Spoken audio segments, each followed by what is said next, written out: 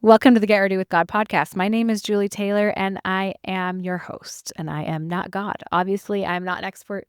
I'm not even a scriptorian. I'm literally just a girl sitting in front of a microphone, hoping God is real. The Get Ready with God podcast is the daily devotional podcast to help you see divinity in every day. A personal goal that I have is to do my best to help people feel seen, safe, included, and okay being themselves. And I know that sounds cheesy and buzzwordy, but that has sort of become the driving mission behind anything that I've done in my life, in my professional life and in my personal life. Anything that I have done, which I've done kind of a random collection, jack of all trades, master of none. Everything that I do has that goal behind it. And now a big part of that is wanting people to feel seen, known, and loved by God.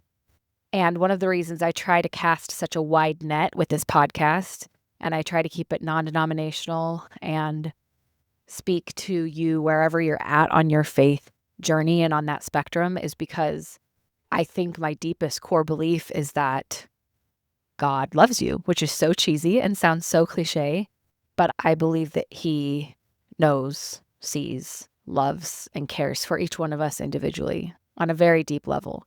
And I don't believe that God discriminates based on religion or sexuality or race. I don't know, whatever other signifier there is. And so I think that God can be found any place you seek Him.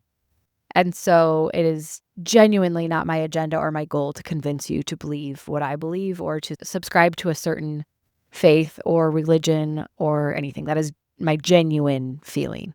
I don't want to convince you of anything other than the possibility that God is real and that God knows you and that God loves you. That's literally it. So why do I bring this up? I bring this up because the goal is to cast a wide net here, right? And I want you to feel like you have a place in this audience. And sometimes I worry that I'm speaking too ambiguously. I've received some criticism that I am not speaking directly enough about what I personally believe or what I personally subscribe to. And I just want to let you know that that's intentional. And I keep ambiguity out of genuine desire to push forward my only agenda, which is to help you connect to what you believe and to help you build your own relationship with divinity and to help you on your own path rather than subscribing to any piece of mine. Part of that, I think, sometimes makes me speak maybe too broadly or too vaguely, but we're all a work in progress and I'm still figuring it out. I touched on something in a previous episode really briefly, and I kind of want to just expound on it a little bit more. And that is the difference between normalizing something and removing shame from something. I fear that we have normalized too many things and that we have normalized the wrong things. I think a lot when people say, let's normalize whatever, a lot of it is from a motivation of wanting to remove shame from that thing. So if we normalize it, it's like, hey, there's nothing wrong with you. This is normal. I mentioned it previously in relation to like having panic attacks, having multiple panic attacks a day. That shouldn't be normalized. That should be a sign that you need help and resources and support. And so when I was having multiple panic attacks a day, I didn't feel like I should get on the internet and be like, see, it's normal. Like, let's not normalize that. However, we can remove shame from things. We can remove shame from something without normalizing it. So as you're navigating your own beliefs, and what you subscribe to and what you don't, and what behaviors you want to change and what you want to prioritize and what you value, and all of these conversations that we have here surrounding life and faith and spirituality and values and just humanness. I feel like we cover a pretty broad spectrum.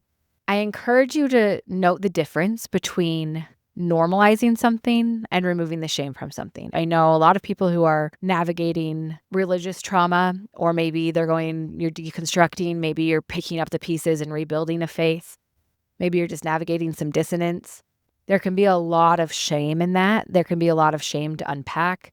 And we do want to remove the shame. The shame is not serving a purpose. It's keeping you trapped. It's decaying your soul. It's making everything feel bigger and more intense and more serious and harder and heavier than it is. So we want to release that shame, but we don't always have to do that through normalizing it.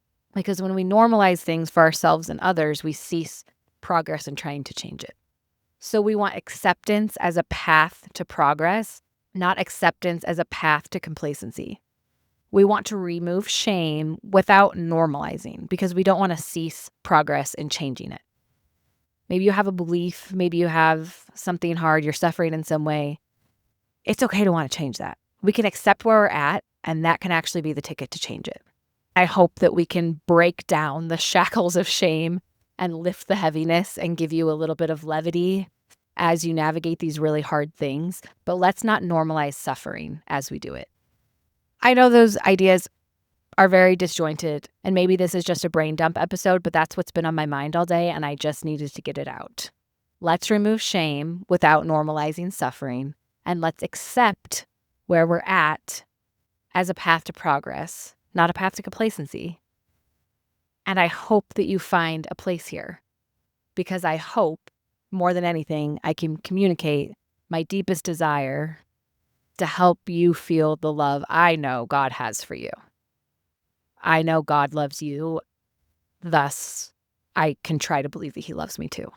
But that's another episode for another day. Love you so much. XOXO. Gossip Girl.